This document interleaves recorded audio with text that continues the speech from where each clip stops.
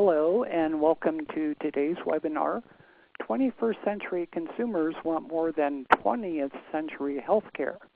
Before we get started, I'd like to announce a few brief housekeeping details. Today's session is being recorded and an online archive of today's event will be available for a few days after the call. You will receive an email from AHIP that will ask you if you would like to receive the archive. Please respond to the email if you would. I'd like to remind you of AHIP's antitrust statement and ask that you reference it in the Handouts tab. The antitrust statement prohibits us from discussing competitively sensitive information. Please keep in mind that you may also ask a question at any time during the presentation by typing your question into the chat box located in the lower left corner of your screen. Then click Send. You can adjust the size of the slides to fit your screen by clicking on the scale button located in the upper right-hand side of your screen. We're very fortunate to have with us today Heather Valteris, U.S. Business Marketing Officer of Cigna, and Francis Dare, Managing Director, Accenture. Heather Valteris is the U.S. Business Marketing Officer at Cigna, responsible for driving marketing strategy, planning, and execution across all U.S. business and individual segments, as well as cross-segment marketing strategies related to voluntary benefits, private exchanges, and customer engagement. Heather joined Cigna in 2014 after 20 years in consumer marketing and analytics. Francis Dare is the Managing Director in Accenture's Health Strategy practice and has also led Accenture's virtual health practice from its inception. For more than 25 years, Francis has led healthcare innovation at the intersection of business and clinical models. She is passionate about bringing health services to consumers where they are, actively engaging beneficiaries and effectively managing both patients and populations. At this time, I would like to turn the floor over to our speakers. Thank you, Heather, and thank you all for joining our conversation today. We hope this will be an interactive and dynamic discussion amongst ourselves this afternoon. To set the stage and to kick off, this is Francis Dare from Accenture. I'll share some of the key findings that were revealed as part of consumer research that was conducted this past fall with 1,501 U.S. consumers all over the age of 18 and with a response population that's very reflective of the U.S. population in general. And those consumers had some very interesting things to say. We wanted to better understand first, how are they involved in their health and their health care and their health consumption? We wanted to better understand what motivates consumers or not to be more actively involved in their health and health care. And then we wanted to explore how open and interested they are to receiving a wide range of health and care services through virtual channels. And all of those findings came back into some interesting themes that we feature on this slide and that we will discuss in more in depth as we go through today's conversation. But to hit the highlights here, consumers are very activated. They have a range of motivations for being activated, and we're going to discuss those in a couple of minutes. When we got into the discussion around virtual health and options to get health and care services in new ways, a really interesting set of findings that's at first there's really strong interest. Second, that not very many folks have actually had that firsthand experience of virtual health care. And third, that consumers, while interested, have kind of a low awareness of what virtual health is and what it can be in their lives. And that's very much at the heart of what we'll talk about today. And then finally, very relevant, obviously, to the folks in this discussion today, payers are making a real difference in all of these arenas and have a significant role continuing to fuel the innovation and the adoption of new ways of interacting across the healthcare ecosystem. And then finally, consumers said very clearly they are in charge, and so we all really need to care about and listen to what consumers are telling us, because they are deciding what they want, when they want it, where they want to obtain the service, and how they're going to get it. That sets the stage. Heather, did you want to add to that? Yeah, thanks, Frances. And I got to say, when these headlines, when Frances shared these headlines with me, they really whetted my appetite, and I hope they do for you too, the participants on this webinar. They make a lot of sense in the context of what we, in the health services industry already know, that our industry is no exception to the trend that we refer to as the rise of the consumer. They're taking ownership of health, and they're taking ownership of their healthcare decisions, and we'll go into that some more. And by the way, you can practically define the word opportunity or low-hanging fruit as the intersection of low awareness and extremely strong interest, right? So I think you'll be interested in hearing more about that.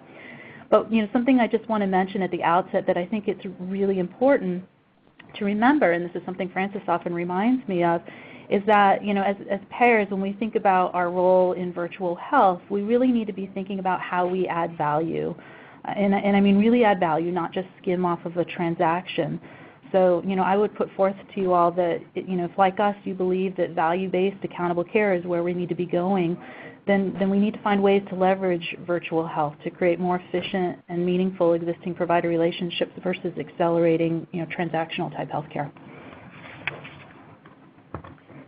So with that as a kickoff, we'll move into the actual findings from the survey and what the consumers had to say. And as you see here with this first example, consumers clearly said across the survey questions that they really are activated and they want to do a range of things with their health and health care. And you see here, just even with the top responses, it's a combination of wanting to learn more or know more. The 51% that said they want to seek information about improving their health. They also want to do things, and they may do those things on their own when enabled by technology, things like monitoring, preference number 2. And they also want to do things, they want to have interactions, and things like getting preventive care services from healthcare professionals. So the range of things that we can undertake or we can think about as opportunities from health plans across all those dimensions, and it's both information, interactions, it's about being healthy, it's about knowing more when I'm ill or injured, and this gives us a wide open space to innovate and to take new services and new offerings to beneficiaries that we serve. So as a marketer, I'm always trying to start with understanding the needs first, and not just in the context of what I'm looking to promote, but the core needs we're looking to satisfy. So I think it's wise that Accenture started this study with gaining an understanding of how consumers want to further engage with their health before trying to layer the technology on top of it. And we'll talk more about this later, but I just think it's really important for us to use that consumer lens in terms of their needs and motivations as our starting point. And then we dove a little bit deeper, if I can get the slide to advance. There we go. Because then we want to understand, well, okay, this is great. These consumers want to do these things. The question is why, what causes them to want to take those actions? And this slide starts to answer that question. This is the why of why they're activated. And really interesting for both Heather and I, the top 5 most popular responses are all about things people want to do for themselves, which is to say they're really intrinsically motivated. And I know, Heather, you just had all kinds of interesting takeaways from this particular question, or this question in particular.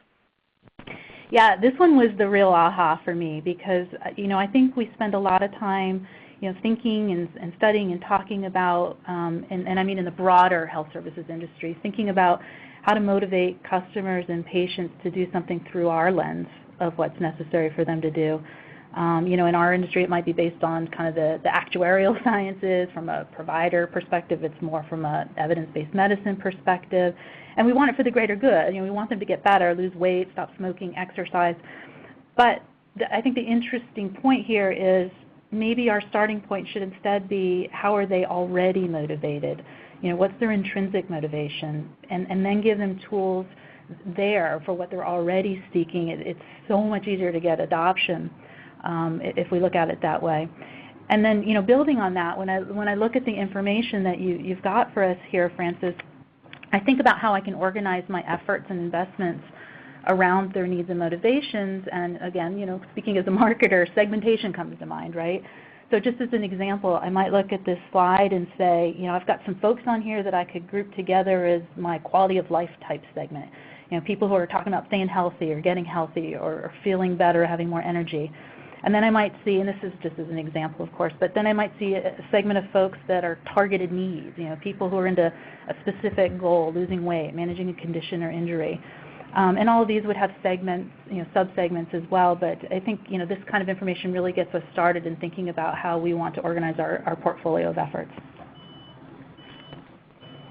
Yes, and we've got an interesting comment as well, Heather, in the question comment window from Melissa, and she notes, starting with the previous slide, that it's interesting on the previous slide that only 31% of the consumers said they, in priority order, remember they're ranking the choices, but 31% said they wanted to follow a plan given by a health professional.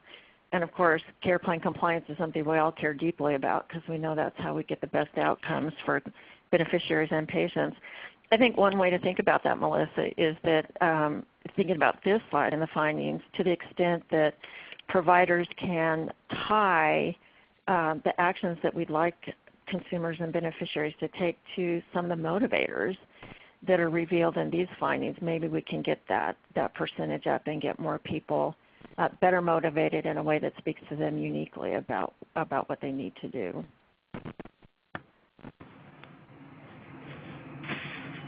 And then we have a chance to look at the health motivators from a slightly different lens.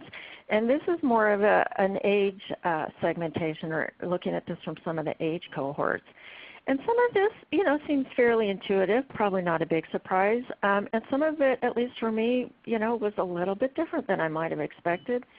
And some of it in particular, when we look at the bottom right corner of the findings here, and we think about those folks 65 and over, I find often, or it feels often, like the conversation for that age demographic always tends to focus on chronic conditions and comorbidities and healthy, lots of health complications. And yet I think that isn't really reflective of the whole population, and the findings here say it's certainly not reflective of what their personal motivators are for health, that there's a lot of focus on maintaining health, focus on managing the condition, but far lower than that. Just, I want to stay healthy and well and manage things the way they are. For the younger demographics, certainly interesting from 18 all the way up to age 49, it's a lot about mental health. Both managing stress, but mental health more broadly, as you can see the numbers comparing mental health as a general category and then managing stress. And I won't specifically date myself, but when we get into the demographics that's more focused on losing weight, that one certainly resonated for me personally. And Heather, I know you had some interesting reflections on this view as well. Yeah, so in my mind, I kept going with that segmentation theme that I mentioned on the last slide, because I start to think about, okay, what's actionable in here? So we've got the intrinsic motivators and the insights, and how do we apply that to our populations? And this type of analysis that you're sharing with us now helps us do that. Again, at a very high level, but it gives us that kind of path forward. So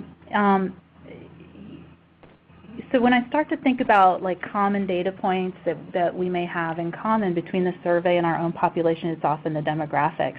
And when I look at this, in the upper left-hand corner, what that tells me is that a stress management tool might be 2 to 3 times more likely to resonate with someone in the 18 to 49-year-old group than it would be with seniors, for instance. And I'm defining seniors as 65 plus. But if I'm talking to seniors, like we are down the bottom right, then tools to maintain health and condition management are more likely to strike a chord.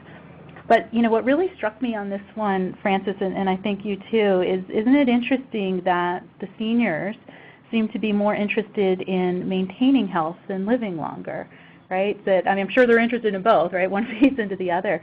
But that's what really pops in that group, and then it's the cohort below them that actually where we see living longer popping as their primary motivator. Yeah, agree. Really interesting. And then there's a question in the chat window that I'll address before we move on to the very first polling question. The question in the chat window is, what's the sample size and what are the demographic ranges, things like education, geographic distribution, etc. Just over 1,500 U.S. citizens, so 1,501 to be specific, 18 years of age and older. And then as far as where people live, the health insurance coverage they have, their level of education, the sample size reflects the general U.S. population. We wanted to ensure we had a generally reflective population of folks in the U.S. So now we have a chance to hear from you all. We'll have a series of polling questions throughout the discussion. Heather Payne, if you'll give me just a second to move to the next slide, then you can go ahead and launch. So here's a question for everybody in the webinar. First question, how surprising are the consumer motivators identified in the survey for you? You heard that Heather Valteris and I had some interesting takeaways. We hope you did as well, but give us some sense. Very surprising, fairly surprising, somewhat, or not so much. And you'll see on your screen how you can respond. It's pretty straightforward. Don't be shy.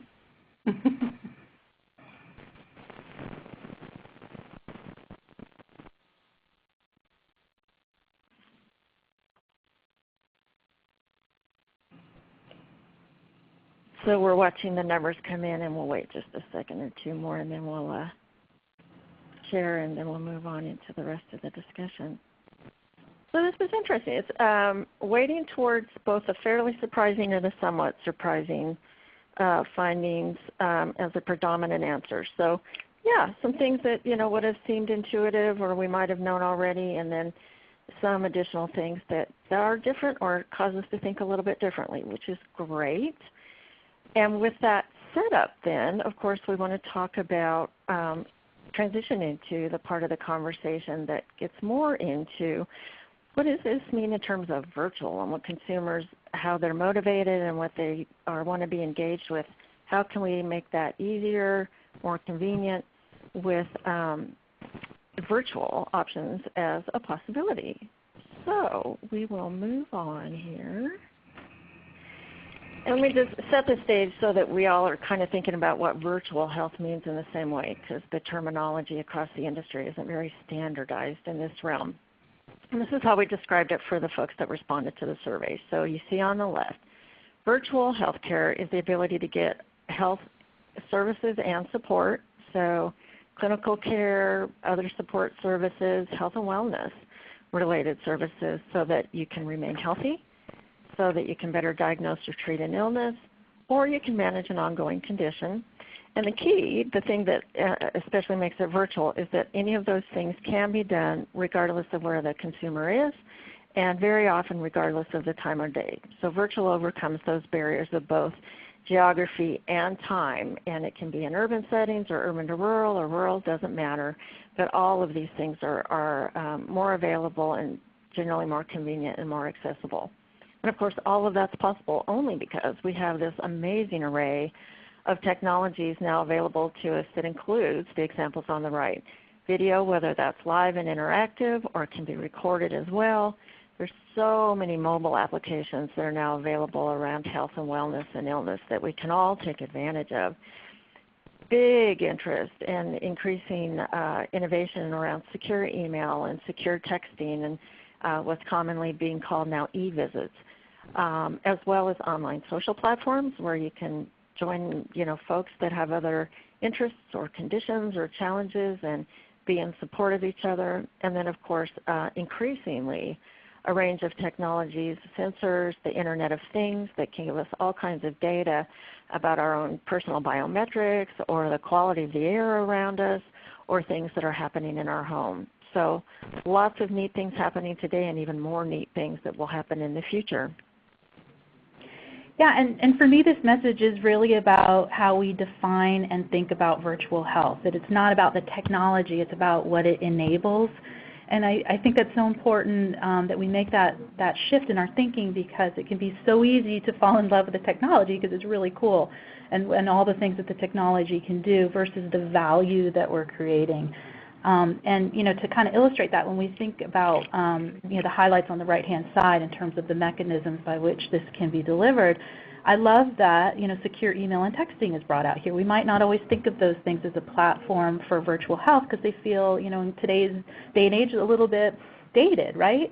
But what's interesting is, if we think about the value we're creating, those asynchronous communications, or as you called them, Frances, e-visits, can be very convenient for folks, right? And this is true across industries. I was reading an article not that long ago in CRM magazine that said texting was actually the new preferred channel for customer service. And that's because the content, even though that feels so old-fashioned, right, as a marketing channel, the context of texting has changed so much because of unlimited data plans, new social norms, even emojis to express emotion. So I think it's great that is highlighted as one of the mechanisms here. We need to broaden our thinking a little bit. The great thing about that is it's really scalable and a pretty affordable technology to use as well. So I'm a big fan as well. Thanks for highlighting that one. And then if we get into the heart of what the consumers had to say about virtual options, we gave them in the survey a list of 16, a wide range of different health and care services, and said, talk to us about this. Would you probably or definitely or not be interested in having these sorts of health and care services available to you virtually? And this slide features the first 8. We'll show the second 8 in the following slide. But you can see here the first 8, they'll range from 70% of the respondents saying, yeah, I'd be really open to having that option virtually, up to the high of 77%. And this starts to reflect those motivators that we saw, right? And so it's a mix of, I'll do some things on my own, and mostly I just want information. So I'll track my health status and see how I'm doing and whether I'm healthy, and that's about just general wellness stuff, or if I have a health issue and I really want to track something like my glucose level or my blood pressure, that's cool. And then, right behind that top option on the list is have a follow-up appointment with a clinician. So that interaction piece that I highlighted earlier. And even things like getting follow-up clinical or care services in my home after I've been hospitalized, and then tying right behind that, get reminders to do things that help me stay healthy. So as we go through this list, it's just back and forth between that mix of things that keep me healthy, things that are super helpful when I'm episodically ill or injured, and things if I have an ongoing health issue that really do help me manage that as best I can and be in partnership with the folks that are part of my care team. And as we think about possibilities for offering services or developing programs or bringing more virtual into what we do already today, I think one of the messages is it's about a mix of services. There's no one clear, definitive thing that everybody wants, but you'll just see really strong interest across all the choices, and they do cover that entire spectrum that I've just highlighted. And for me, the insight here is that these percentages are so high. So and especially in one of the examples, if I compare the first two, so sure, 77% are likely to monitor their health or track their health status. That's something folks are used to doing in the virtual world now, at least with pulse rate and steps and fitness metrics. But then we think about how many people would be doing what we've got second here, have a follow-up appointment. That would be unusual. That would be unfamiliar territory in the virtual space, and yet it gets practically the same level of interest. And so I think it really drives home some of what we've seen in other research too, that patients really prioritize access to care over the need for the human interactions that they get with their providers. So it's about the value of the actual service it's providing versus the relationship, the interaction. Yeah, I think that's right. And I think the other thing that starts to help us understand is that we can be in relationship with consumers and beneficiaries over time in different ways, right? So rather than just one-off interactions or kind of episodic services, that when there's a range of these services available, that at different points in time our beneficiaries and our consumers will be involved with different ones of these. And yet that's how we have an ongoing relationship, which with my clients at least is becoming more and more of a priority.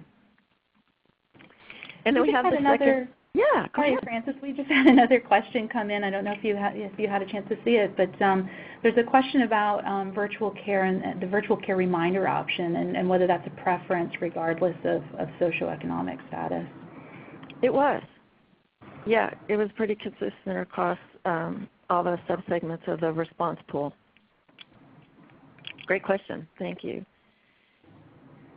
And then we see here on this slide, this is the following 8 responses. And again, the lowest level of interest was at 50%, where half of the survey respondents said, yeah, I'm interested. That happens to be the choice of participating in mental health group therapy.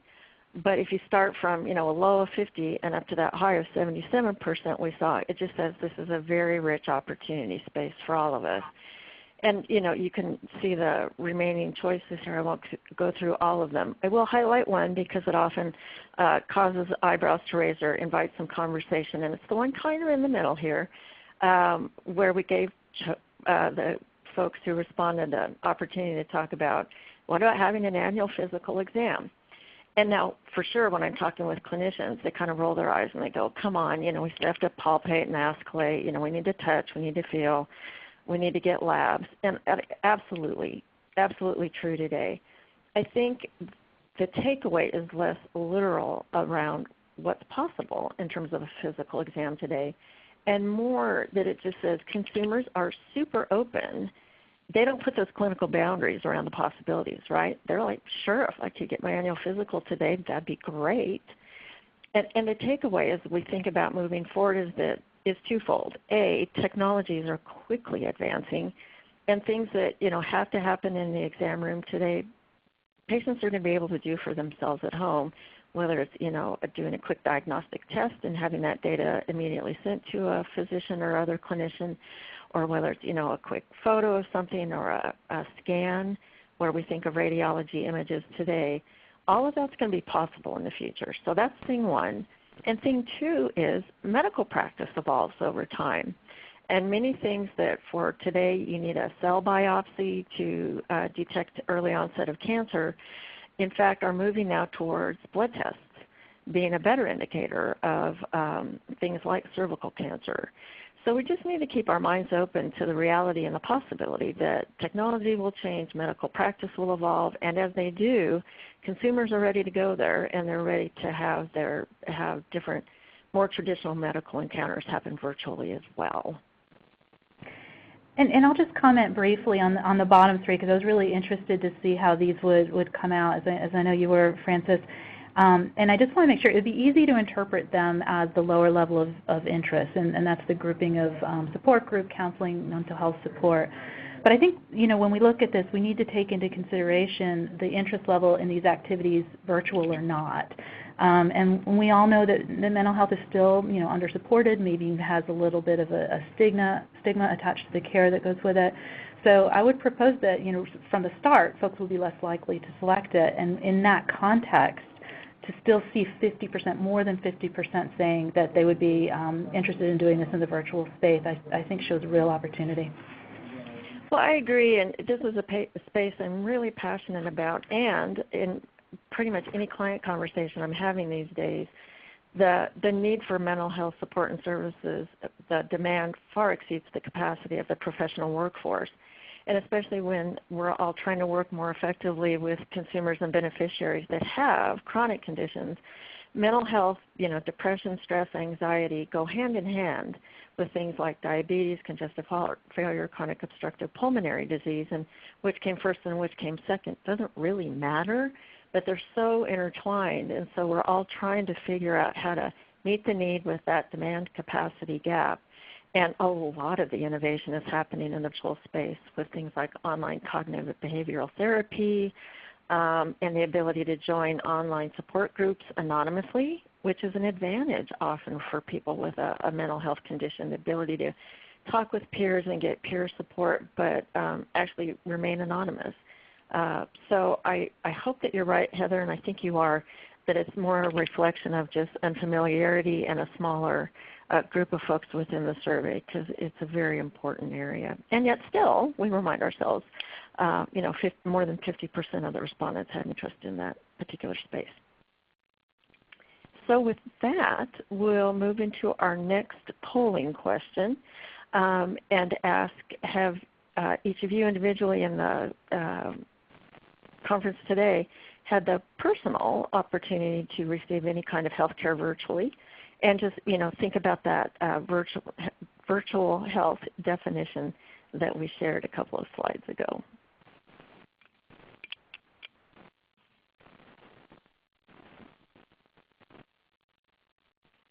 And again, we'll give it just a few seconds for everybody to respond.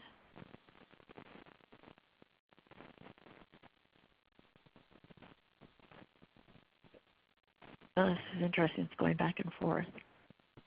Okay, last chance if you would. Go ahead and vote. And we have a question here, Frances, as to whether email counts. I would say open email, no. If you have the ability to send secure email to somebody like your primary care physician, then yes, I would throw that in, if that changes your answer. Okay. So as it turns out, this is an interesting mix. For the audience here in the webinar today, 34% said that they had, or excuse me, 38% said that you have had some kind of personal experience of receiving health care virtually, while 61% said that they have not yet had that opportunity. And so a little bit of a teaser or a lead in to what the respondents in the survey had to say about that. So we'll go to the next slide in just a second. Here we go. So our group today is a little bit different in that more folks have had a chance to have virtual health care than the general population as reflected in the survey, where we saw that only 21% of the respondents said they had had some sort of virtual health experience. And if you stop for just a second to say, oh, that's really interesting. We've got such strong interest, those numbers we just saw, and yet only 21% of the folks in the survey have actually had that experience. That's a big opportunity space when we can give those people who want virtual health care the opportunity to get any of those health and care services through the virtual channel. Yeah, I agree, Frances. I think this says it all. Yeah. And then there's more to the story as well. So we did even look at the folks who said they hadn't had any kind of virtual health experience to date, and to understand, are they interested, or was most of the interest being driven by the folks who had had some sort of experience? And you see clearly here on the slide, 60% of those who have not yet had the experience are still very and somewhat interested.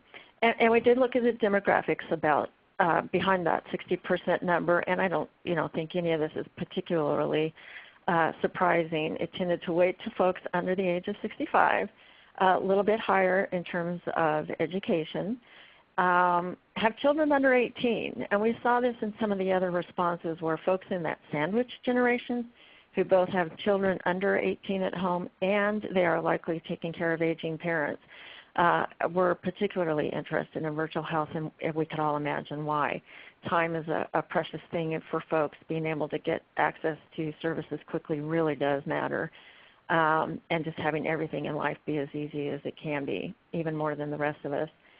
And then users of health technology, and even more importantly, non-healthcare technology users. So, in general, people are using technology in every aspect of their life, and they're expecting to be able to do that in healthcare as well. It's not as easy, or it's not as common an option. I will take just 1 second to speak to the under age 65 finding as well, because it did come up more than once when we looked at the survey responses. And I talked to clients who are doing very interesting work in the telemedicine and virtual health space. One in particular, she said, that may not surprise me, but here's what I think the real takeaway is. She says, if you ask folks 65 and over, would you like the option to interact with your physician using Skype the same way you interact with your grandkids? In a heartbeat, they're going to say, sure, that'd be great. It's easy, it's convenient, I'd love that option. But if you use the language of saying, would you like to have your next encounter with your physician be a virtual health encounter, that may not resonate. And so you may get some of the lower interest levels that seem to pop up here. And I think that's part of the big takeaway for all of us. We know this, but it's worth reminding ourselves always that the language we use, the change management approaches we use, the marketing campaigns we use do need to be tailored for different segments or different populations, and I think that's part of what we can take away from some of the findings in the survey as well. Yeah, I think those are really great insights. And this is such an opportunity that 60% of the folks who haven't experienced it are still interested in doing so. That's great. And the profile is helpful. I know it's general, and I think that's a good call out on seniors. But then when we think about how this is actionable, I would say if we can identify that 40%, we focus on education there, awareness there. When we think about kind of the awareness funnel, right? That's where we educate them on what virtual health is, and then we focus more on the incentives and creating easy access for that 60% that we see this very helpful profile on. Absolutely. So then, going even a step further, we said, okay, so we've got strong interest. That's terrific. How familiar are folks with virtual healthcare? And this, given the level of interest that we saw, to have only 5% say that they know a lot about virtual health really was interesting to me, because typically, if you think about introducing a new product or service into a market, you don't start to get adoption or you don't start to get demonstrated interest until people have either been educated about something, until they have awareness, and or they've actually had a chance to experiment with it or trial it. And yet we've got almost the reverse situation here, where there's tremendous interest in virtual health and yet low awareness and low experience of this new channel as well. And I think, if anything, that tells us once we do more educating and once more people have a chance to have a virtual healthcare experience, we'll see demand take off even faster. Heather, what are your thoughts about this finding? All right, so I'm going to throw some marketing math at you. So if there's data scientists on the line, they're going to cringe, but bear with me. So, the survey is telling us that 27% of the population had never even heard of virtual health before this survey. And then on the previous slide, we saw that 40% of the population who had never used virtual health has little to no interest in it. So I would say that it's probably fair to extrapolate that 27% we're seeing here is a subset of that 40% on the previous page, right? Because how can you be interested in something that you've never heard of? And the reason I'm going through this is because I started to take that 40% and break it up between that 27% and what's left is 13%. So 13% has heard of virtual health but has little to no interest in using it. That's a really small number. So I mean, you can flip those numbers around, and I realize that's unofficial math that would probably make the folks who designed the survey cringe, but I think there's some generalizations that just keep adding up in the case that we're making here. Terrific. And let's pause for just a second. There's a couple of good questions in the chat window. Let's take those. Are there regulatory requirements around virtual health? Yes, and it depends on what kind of clinical service you're talking about. But in general terms, when there's a physician involved in providing any kind of care, the kind you think of when you go to the doctor's office and see the physician there, many folks know that physicians are licensed by state medical boards, so it's a state-by-state thing. And so you can't, for example, a physician licensed in Texas where I live couldn't do a virtual encounter to a consumer in Oklahoma unless the physician also happened to be licensed in Oklahoma. So some of those things are part of the consideration as we think about expanding these sorts of services. And there's more specifics around certain kinds of things, but I do see in the question there's a parenthetical about counseling, and I will tell you telepsychiatry and telemental health are some of the fastest taking off clinical practices that are focused on being able to do this over video rather than in person. So there's nothing specific to counseling. You have to be a licensed therapist of some sort, and you have to be licensed in the state in which you practice. And then follow-up question different. Any findings on children as caregivers of older parents? So great question, Bart. We did not specifically ask people who responded to self-identifying as sandwich generation caregivers. We can extrapolate from some of the findings that we believe we saw stronger interest by people who are in that sandwich generation and the comment I made on the previous slide is one of those examples. So with that, let's go into our next polling question. We've given examples of individual people's awareness of virtual healthcare and how high or low that was. We're also curious to know at kind of an organizational or enterprise level, what would you say your organization's level of awareness or understanding of the consumer interest in virtual healthcare is? And you see the choices on your screen.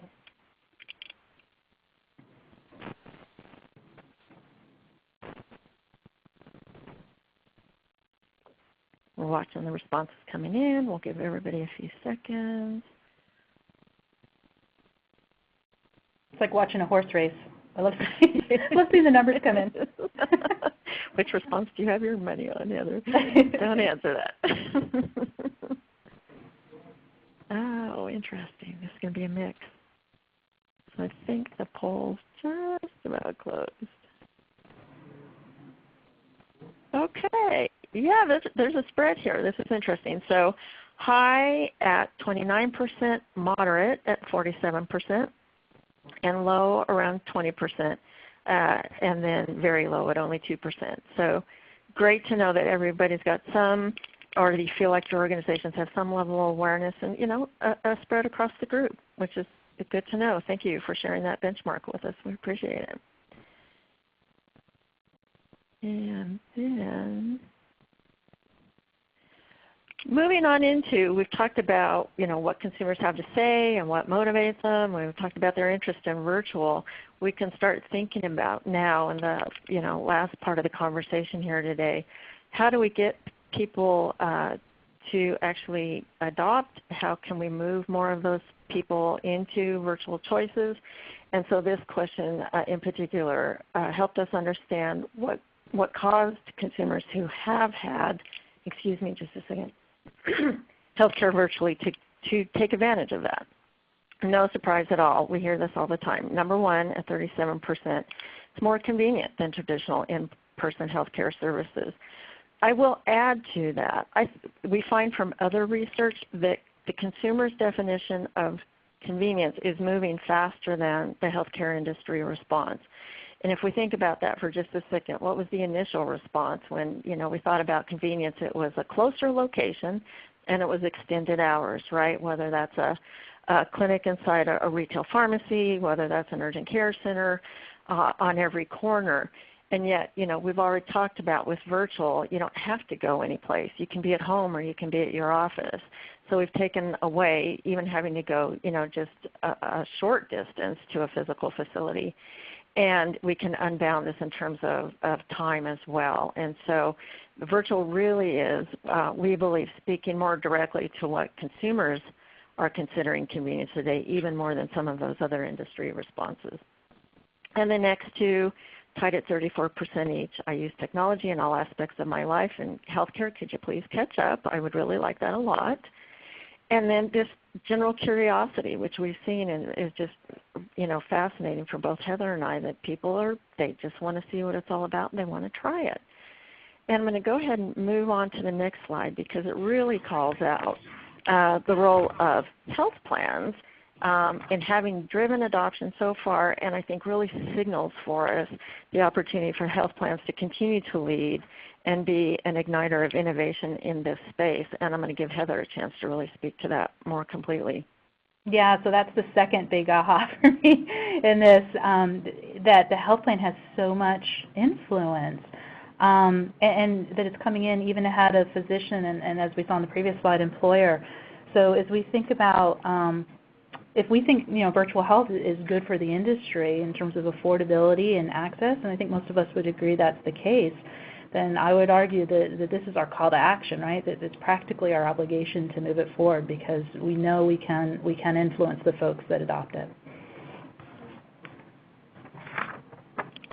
And the contrast for me, Heather, between the 32% with health plans being a reason people trialed virtual, and then in contrast physicians at 25%, I think also says that payers are really just at the front of understanding the trend and understanding why consumers should and would want to use it. And there's honestly some work to be done on the provider side where I often work in helping physicians understand the value for them and then encouraging them to asking them to encourage their patients to take advantage of the choice.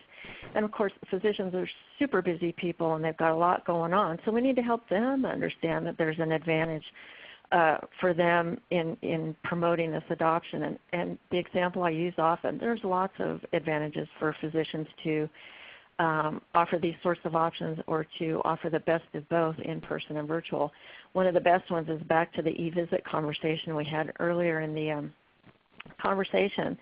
There's a lot of really good evidence that says a secure message encounter, that asynchronous, secure, whether it's a text or an email, from me to my primary care physician, actually takes the physician about half the time to consider and respond to than if that same question were posed to the physician. If I drove to my primary care doctor's practice, sat in the waiting room, then got into the exam room and posed that same question to the physician. The physician time in answering the question in person is about twice as much as it is in that asynchronous secure message. And for really busy physicians who are working long days and where many practices are at capacity, opening up that amount of time is a very real benefit to both individual physicians and their practices.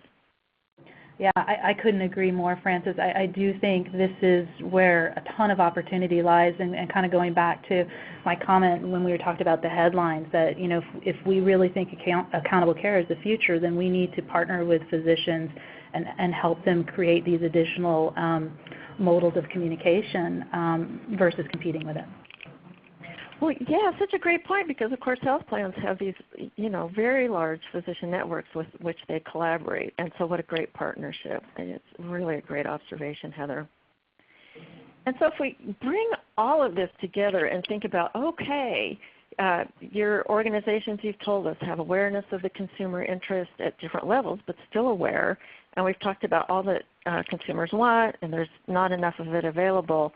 I think there's a key point here which says, we're all used to thinking about the adoption curve of a new product or new service looking a lot like the gray bump in the middle of this slide. So, there's a period of time when you've got the really early innovators, and you've got adopters, and there's a slow ramp up to the early majority.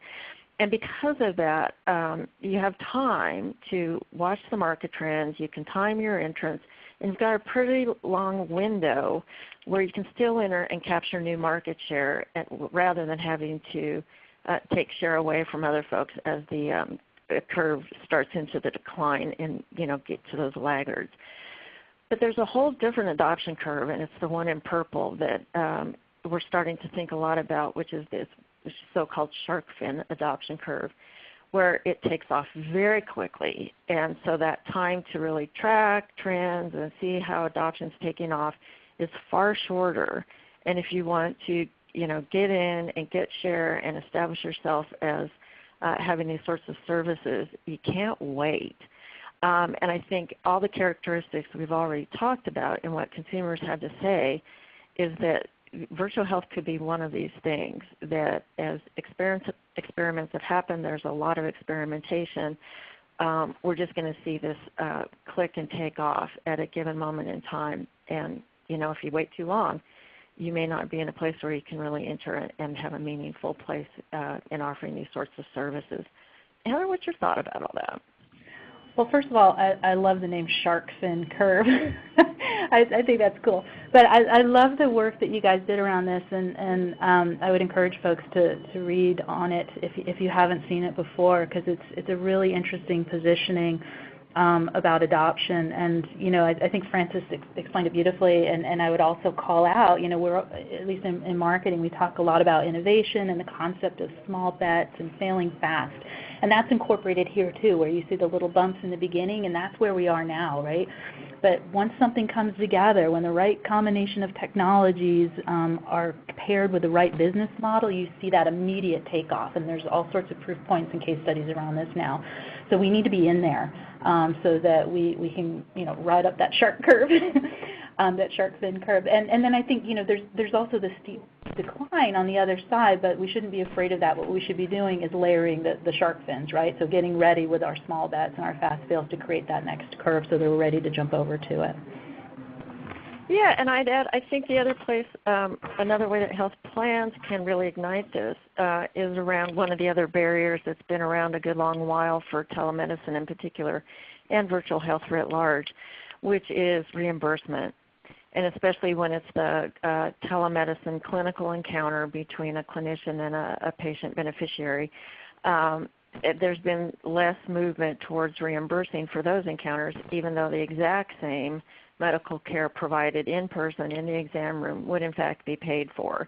And while the move to fee-for-value reimbursement opens up all the possibilities around virtual health, because of course we're trying to keep people at home and keep them healthy and reduce utilization, we also need support in the traditional fee-for-service world for equitable reimbursement when it's the exact same kind of medical care. The channel shouldn't matter. It's the care that should be reimbursed, not the channel that's being used to deliver that care. So that's one of my call-outs for provider or payer leaders, especially in today's conversation.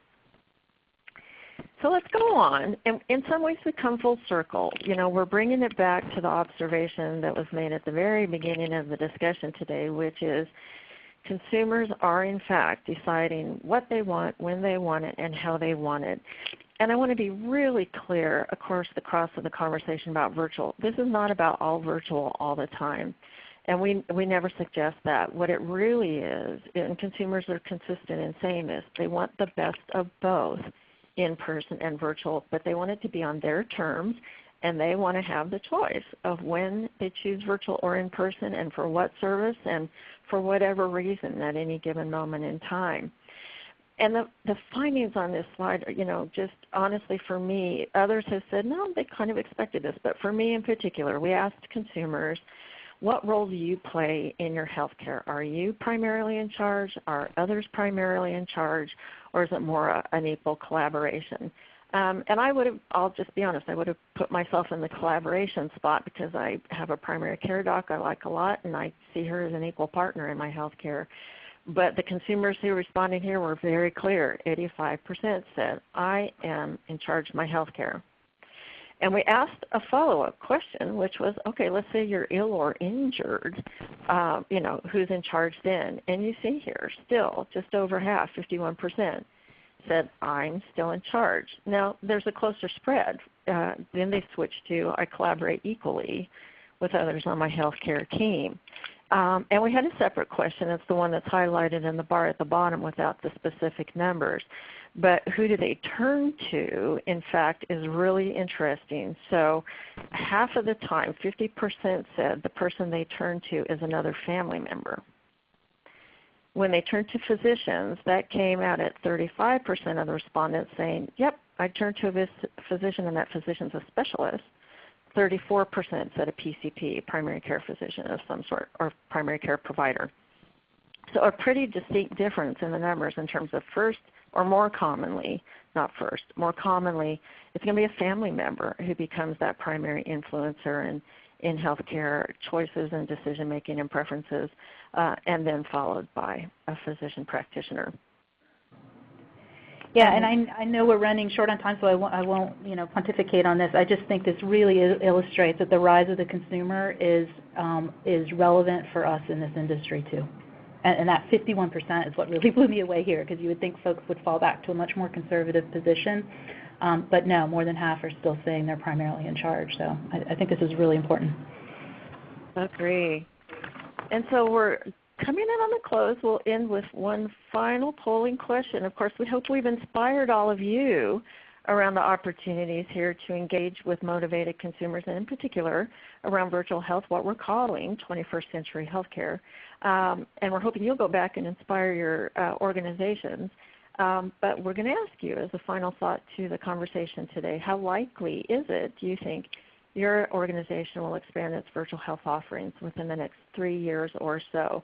And that can be either providing these offerings directly or being in support of these sorts of services with things like reimbursement policies. And we see the responses coming in.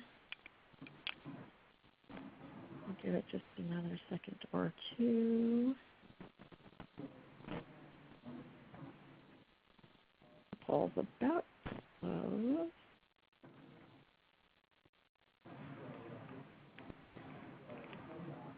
Okay. A couple of late votes there. I think we probably have just about everybody. This is great. Yeah, I'm waiting for the percentages. They haven't popped up for us, but I think all boats rise with the tide, right? So I think it's good if the majority of us are in on this. I agree. So very likely came out with 60% of the votes, likely at 24%, somewhat likely at 13%, and not likely at 1%. Hooray. So that was far below the others with a clear response towards the very likely part of things. And with that, we do have a few minutes. We'd be happy to take more questions in the chat window, please, as you'd like. If there's anything we haven't touched on or something you'd like to know a little bit more about, we have a few minutes left for questions. Thank you. At this time, we're going to take questions. As a reminder, if you have a question, please type it in the chat box and click Submit.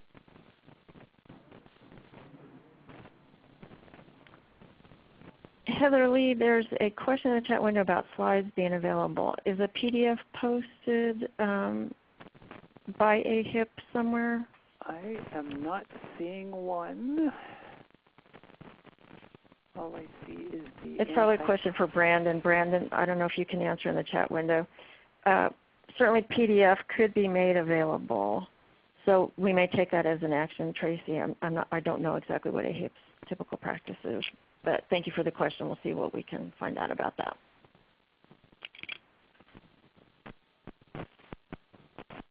Anything else as we close out on the scheduled time?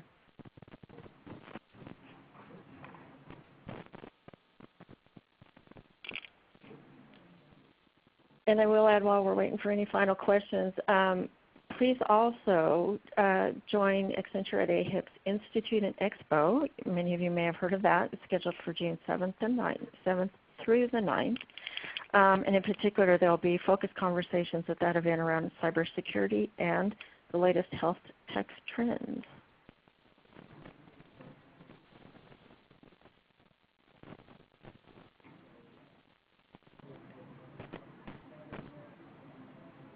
Looks like maybe we've covered all the questions.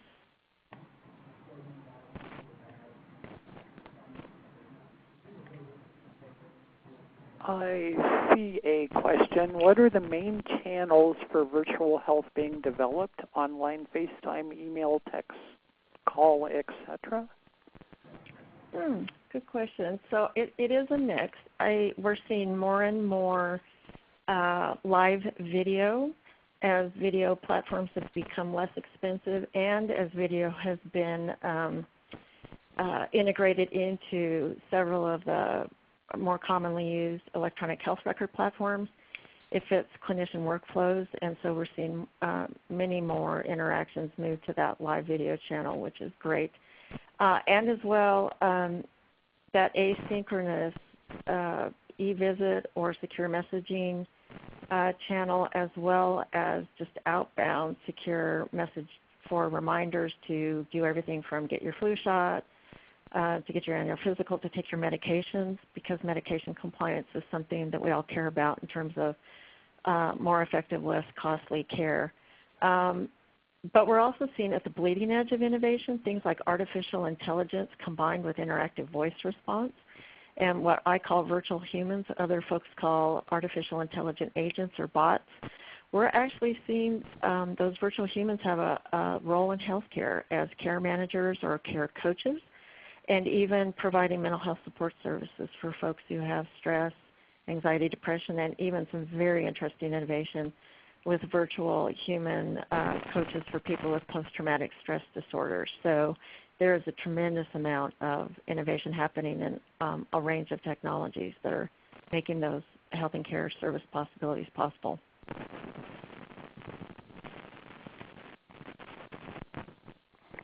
And here's another question. Is there practice of a virtual waiting room similar to the waiting room at a doctor's today?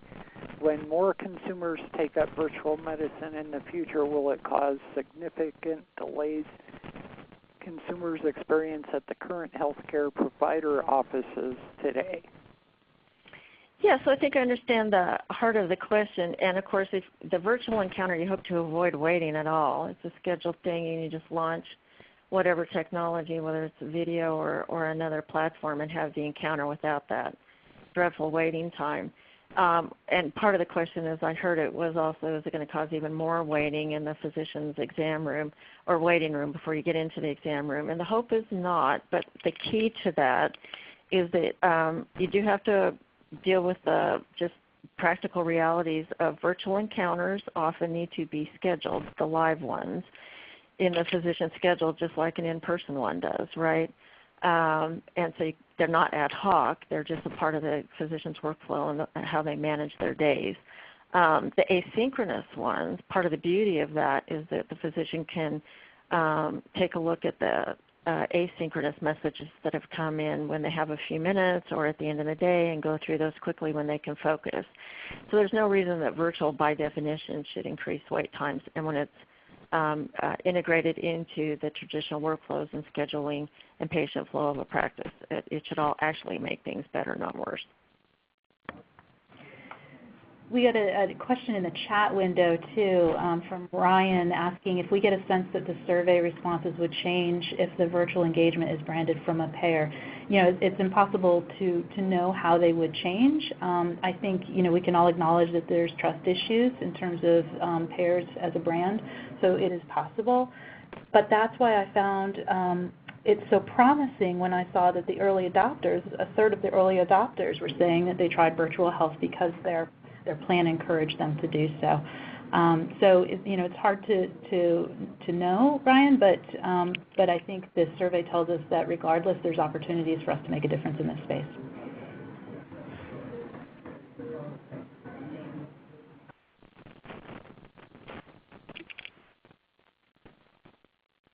Great question.